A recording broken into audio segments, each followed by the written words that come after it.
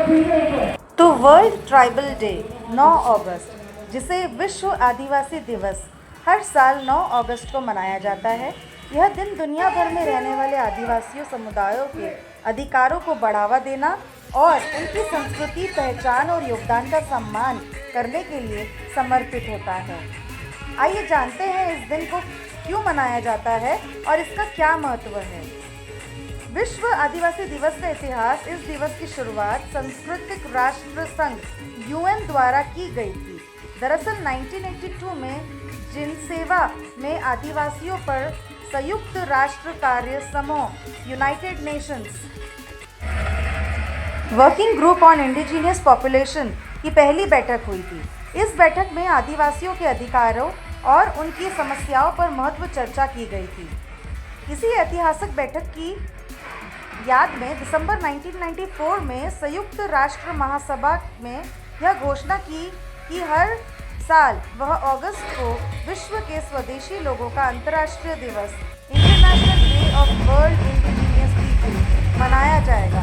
पहला विश्व आदिवासी दिवस 9 अगस्त 1995 को मनाया गया था। यह दिन दुनिया भर में आदिवासियों के मानव अधिकारों की रक्षा और उनके आत्मनिर्णय के अधिकार को बढ़ावा देने के लिए मनाया जाता है। संयुक्त राष्ट्र का आदिवासियों के अधिकारों पर घोषणा पत्र UNDRIP इस बात पर जोर देते हैं कि उन्हें भी अन्य समुदायों के समान सम्मान और अधिकार मिलना चाहिए। इसको देखते हुए जागरूकता बढ़ाने के लिए विभिन्न कार्यक्रमों और जागरूकता अभियानों के माध्यम से आदिवासियों की सामाजिक, आर्थिक और पर्यावरणीय चुनौतियों के बारे में लोगों को अवगत कराया जाता है ताकि उनके विकास के लिए काम किया जा सके।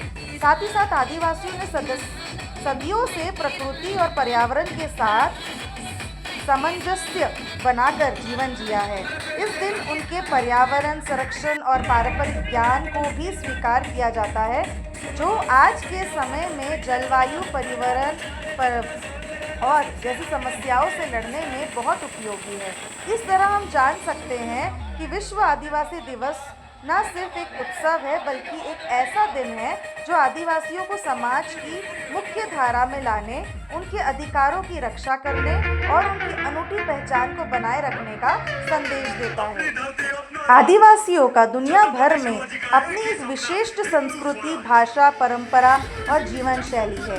यह दिन उनकी इस समृद्ध विरासत को बनाए रखने और उसका सम्मान करने के लिए मनाया जाता है, जो कि आज नागपुर महानगर पालिका सिविल लाइंस के पास बख्त बुलंद शाह, जो कि गोंडवाना क्षेत्र के एक प्रमुख शासक थे, उन्हें आज याद करते हुए, उनको माला अर्पण करते हुए उनका धन्यवाद किया गया। उन्होंने नागपुर शहर की स्थापना का श्रेय दिया जाता है, जिसे उन्होंने अपनी राजधानी बनाया था। उन्होंने अपने राज्य में चांदा और मंडला के क्षेत्रों के साथ साथ नागपुर, बालाघाट, सिवनी और भंडारा के कुछ हिस्सों को भी शामिल किया। बख्त बुलंद शाह गोंड राजा थे, जिन्होंने 17वीं शताब्दी के अंत और 18वीं शताब्दी की शुरुआत में शासन किया था। उन्होंने एक महान योद्धा और प्रशासक माना जाता है। उन्होंने अपने राज्य का विस्तार किया, नागपुर को एक महत्वपूर्ण शहर के रूप में स्थापित किया। बख्त बुलंद शाह को नागपुर शहर की स्थापना का श्रेय दिया जाता है। उन्होंने 1702 में नागपुर की स्थापना की और इसे अपनी राजधानी बनाया। तो बस इसी बात को बरकरार रखते हुए प्रेस लेजेंड को लाइक करें, सब्सक्राइब करें, बेल आइकन दबाना ना भूलें और ऐसे ही देखते रहिए press legend 24 with Latika Shami. Thank you so much.